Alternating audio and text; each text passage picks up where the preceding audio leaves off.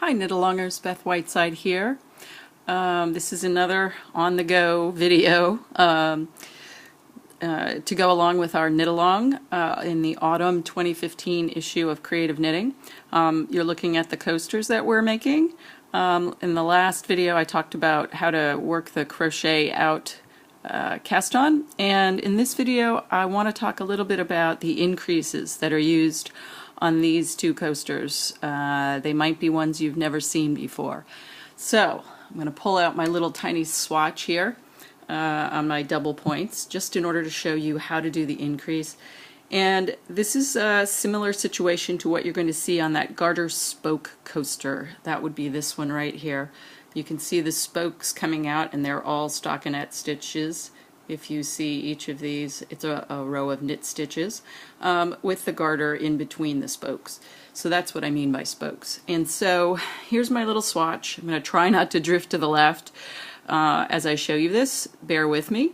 So I'm going to work over until I get to that spoke stitch. That's where the increases are going to be made. I've seen this particular increase referred to as a lifted increase. In our instructions it just says increase, and so what you do when you do this lifted increase is you work into the back. I'm holding the back of the stitch in the row below the one on the needle out because that's where we'll be working into.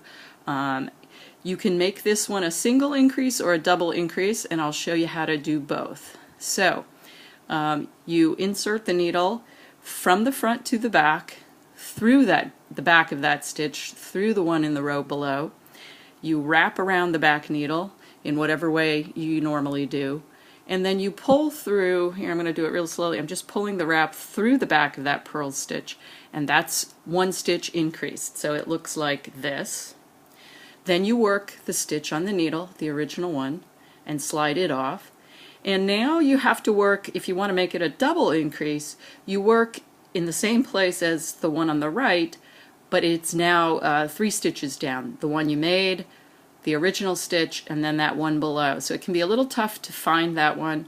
I'm going to nudge around in the back here. Let's see if I can show you. Nudge around in the back. Never be afraid to pull the work apart if that helps show you where things are. There's my stitch leg on the left side. I'm going to dig in and find the back of that. Then pull this other mess out of the way. So I just have the top of that purl bump on the needle, put my right needle in, wrap across the top, pull through, and there are my 3 stitches. Whoop, here we go. There are my 3 stitches made out of one right there. So that's what that's going to look like.